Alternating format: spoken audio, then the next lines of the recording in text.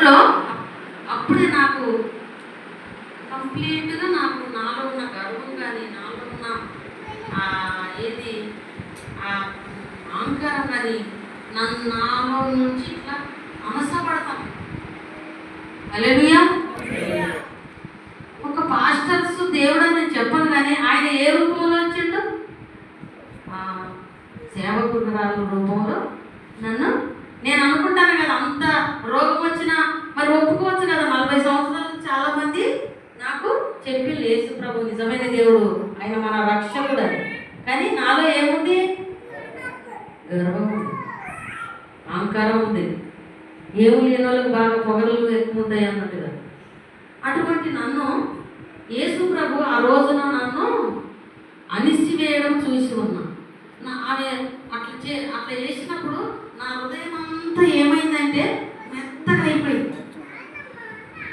మెత్తగా అయిపోయి ఆయన ఎదురుగా నేను సరెండర్ అయిపోయినట్టుగా నా జీవితంలో ఎప్పుడు నేను రెక్కలు కట్టుకుని ఒక మనిషి ఎదురుగా నేను నిలబడటం నేను ఎడగను.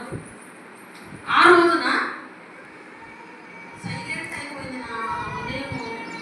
నా బలహీనతలన్నీ పటాపంచలు అయిపోయినాయి. నేను చనిపోతానన్న నేను ఒక నమ్మిక నాలో పెట్టిండు ఆయన. హల్లెలూయా. ఏం పెట్టిండు? ఆయన రుజువుపరుచుకుంటాడు. నేనే, అక్కడ నేనే, ఇక్కడ నేనే అని ఆయన నన్ను ఆకర్షించాడు. ఈ ఘోర పాపినైనా నన్ను ఇక నేను తర్వాత ఒక పాపినని, నువ్వు ఒక పాపివి అనే మాట నేను ఎప్పుడు అనలే అంతకుముందు. నేనేం పాపం చేసినా, నేనేం తప్పు చేసినా, ఏం పాపి అంటే క్రిస్టియన్స్ నాలో ఏ తప్పు లేదనుకున్నా.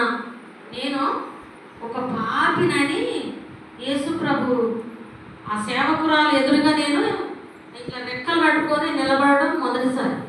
హల్లెలూయా. మరి సేవకుల ఎదురుగా నిలబడితే యేసు ప్రభు ఎదురుగా నిలబడ్డట్టేనని బైబిల్ చెప్తుంది కదా. మరి అటువంటి నాకు దేవుడు రోజు ప్రతిరోజు రోజు తప్పిడిసి రోజు నా ఒక్కదాని గురించి తను వాక్యాలు చెప్పడము మొదలుపెట్టింది. హల్లెలూయా. మరి పాస్టర్లు అయితే